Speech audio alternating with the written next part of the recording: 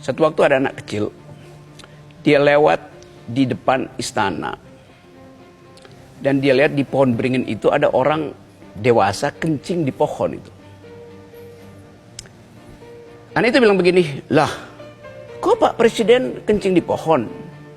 Si orang ini bilang, saya bukan presiden, karena saya di luar sidang kabinet. Lalu anak itu bilang begini, iya tapi saya lihat tiap hari Bapak ada di televisi itu, di depan pers, itu pasti Bapak Presiden. Dia masih ngotot sih, dia bukan presiden. Memang betul dia bukan presiden pada saat itu tuh. Tetapi bagi si anak kecil bagaimana bedainnya tuh kan? Apalagi anak kecil itu bilang, loh kan nggak boleh kencing di pohon. Terus si orang ini bilang, mana larangannya? Nggak ada larangan memang, karena dalam istana ada toilet, dia bisa milih. Terus si orang yang disebut presiden oleh si anak ini, aduh debat, kan saya bisa milih kencing di toilet atau kencing di bawah pohon, mana larangannya? Anak itu bilang begini, dulu di situ ditulis oleh Daendels, kecuali anjing dilarang kencing di situ. Anak itu ingat bahwa ada tulisan itu. Tapi mungkin juga orang yang kencing di situ itu tahu itu, tapi dia nggak bisa bahasa Belanda, karena itu sudah bahasa Belanda orang kencing di situ. Sekarang pertanyaan kita, anak itu yang benar apa orang itu? Ini terjadi di negeri Wakanda. Jadi ini poin saya itu. Etik itu tidak perlu diatur. Di lift Kementerian Keuangan misalnya, nggak ada tulisan di situ dilarang kencing di lift, karena semua orang tahu lift itu bukan untuk tempat kencing. Karena nggak ada hukumnya. Ya memang nggak ada hukumnya. Buat apa dihukum? Ya. Dibuat hukumnya. Etik itu tidak memerlukan aturan rigid.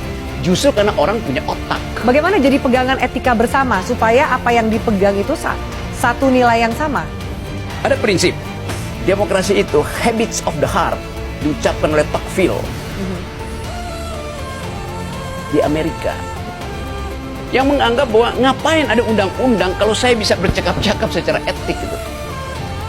Yang salah di sini juga adalah soal etik, kode etik, moral, segala macam. Presiden Jokowi tadi apa, DKPP itu dia ketua KPU ditegur oleh DKPP karena melanggar etik, 1 poin. Ketua Mahkamah Agung ditegur oleh Jimli karena melanggar etik. Itu tidak setara etik di situ. Ketua MK? Ya, Ketua MK. Teguran DKPP terhadap ketua KPU itu dia melanggar etik karena prosedurnya tidak dia lakukan. Padahal ada prosedur itu. Teguran Jimli pada ketua MK itu teguran etis karena di situ dia menyodorkan kepalanya itu untuk diatur oleh Presiden Jokowi. Jadi pelanggaran etik di dalam kasus Mahkamah Agung itu lebih tinggi status nobility-nya daripada di KPK. Okay. Nah kalau dia katakan, ya kan dua-duanya udah iya, tetapi Jokowi disebut melanggar etik sebetulnya karena memanfaatkan kekuasaannya untuk menerima tawaran dari seseorang yang adalah bawahannya. Kan kalau disebut Mahkamah Konstitusi, atasnya saya presiden.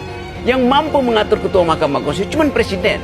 Ya. Jadi di dalam relasi moral itu, si Mahkamah Konstitusi, si ketua Mahkamah Konstitusi itu diperalat oleh kekuasaan. Maka di situ kita sebut moral presiden buruk. Tapi kan ini jalan terus. Ya justru itu jalan terus kan? Itu artinya dari awal ya memang udah begitu. Jadi gue bilang Jokowi nggak akan dengarkan. Dia nggak mau dengar, dia nggak mau cuti segala. Memang dari awal dia tahu, ya gue puasa, mau ngapain lu? Kalau bagaimana dengan masyarakat? Kalau Anda katakan tadi bahwa tingkat kepuasan terhadap Soeharto sangat tinggi dan kemudian jatuh di 2 hari kemudian, bagaimana dengan masyarakat? Apakah gaung-gaung suara ini diserap oleh masyarakat? Energi publik itu satu waktu akan cari kanalisasi itu loh. Nah sekarang misalnya, kenapa masyarakat nggak protes? 80% dari pemilih Indonesia itu lulus kelas 7. Tidak lulus SMP, artinya bagi dia beras itu, BLT itu lebih berguna dari debat panggung demokrasi itu. Ya. Kan itu dasarnya kan. Nah karena itu Jokowi juga tahu itu. Mending pelihara orang miskin supaya mudah diarah-arahkan. Mending ciptakan kedunguan supaya mudah dimanipulasi kan itu. Jadi secara moral Jokowi ini melanggar 2 tugas konstitusi.